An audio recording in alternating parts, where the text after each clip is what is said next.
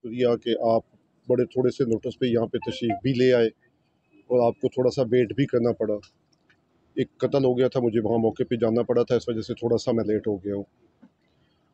आपको यहाँ बुलाने का मकसद आपके साथ एक पुलिस की अच्छी काविश, अच्छी कोशिश और प्रोफेशनलिज्म और लीडरशिप के हवाले से एक अच्छा काम हुआ था ताकि आपके साथ ये शेयर कर सकें। ये थाना कोतवाली के इलाके में 88 लाख रुपए की वारदात हुई। एक आज़म नाम का बंदा है जिसने अपने घर में जैसे पैसे छुपाने के लिए ताकि मुलजमान को पता ना चल सके, एक मखसूस जगह पे अपनी हमशीरा के घर में एक बाल्टी के नीचे पैसे रख के गया, अपनी दुकान पे चला गया कि ताकि किसी को आइडिया ही ना हो सके कि पैसे कहाँ पे पड़े हैं। पैसे गुम हो जाते हैं, वारदात हो जाती है, 15 पे कॉल होती है, पुलिस को पता चलता है फौरी तौर पे। जैसे आप जानते हैं कि हमारे सर्कल के डिस्ट्रिक्ट के बेस्ट SDPO यहाँ पे आपके पास सिटी में तैनात हैं, तो उन्होंने अपनी टीम को वहाँ पे रवाना किया। SHO अपनी टीम के बराबर वहाँ पहुँचा, CCTV फुटेज के ज़रिए, ह्यूमन इंटेलिजेंस के ज़रिए काम करते हुए सुपरवाइज DSP साहब ने खुद किया इसको। अल्हम्दुलिल्लाह ना सिर्फ वो दोनों मुलजमान पकड़े गए, ज़ीशान और एहतशाम, इमरान और एहतशाम, बल्कि उनसे लूटी गई रकम टोटल 82 लाख रुपया मुकम्मल उनके पास से 82 लाख रिकवर हो चुका है।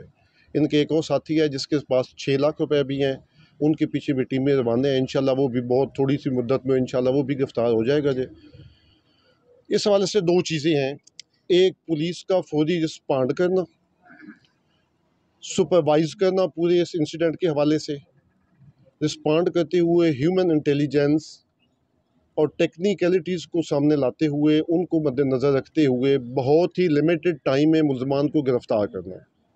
यहाँ तक तो पुलिस की प्रोफेशनलिज्म की बात थी जो उन्होंने इंतहाई एक्सीलेंट अंदाज से काम किया।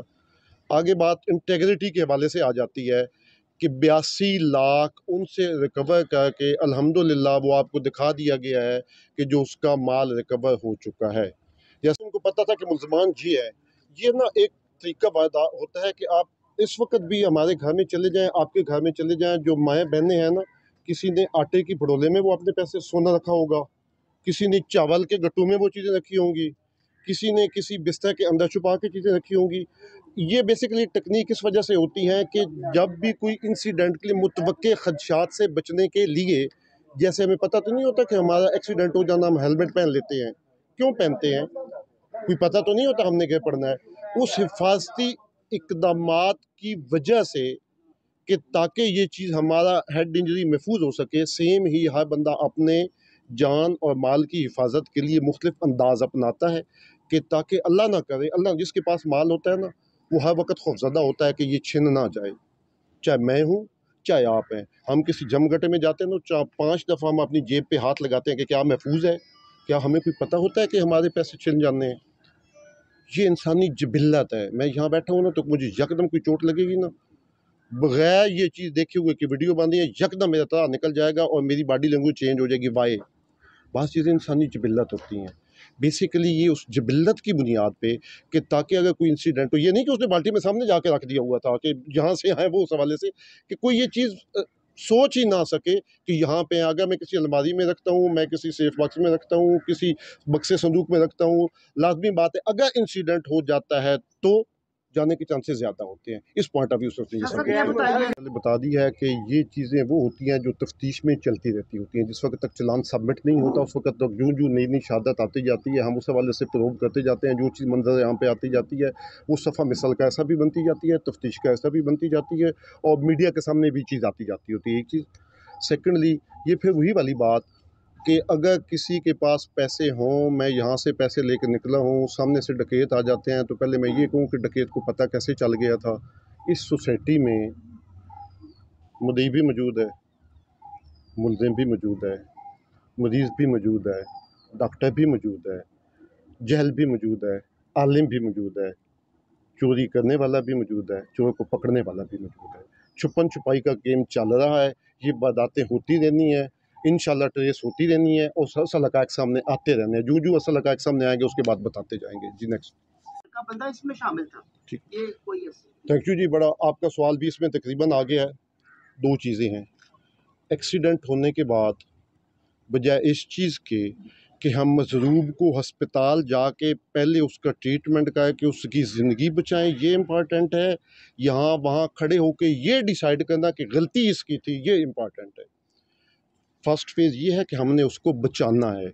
सेकेंडली देखना है कि क्या गलती इसकी थी, ये मुलजिम है या खाली मजरूब है। ये दो डिफरेंट चीज़ें होती हैं। एफआईआर होने के बाद मुद्दई भी मौजूद है, मुलजमान भी आ गए हैं, ये अब इंट्रोगेशन भी होगी, उसका प्रोसेस भी चलेगा, जो जो चीज़ें मंजर आम पे आती जाएंगी आपके साथ डिस्कस किया जाएगा।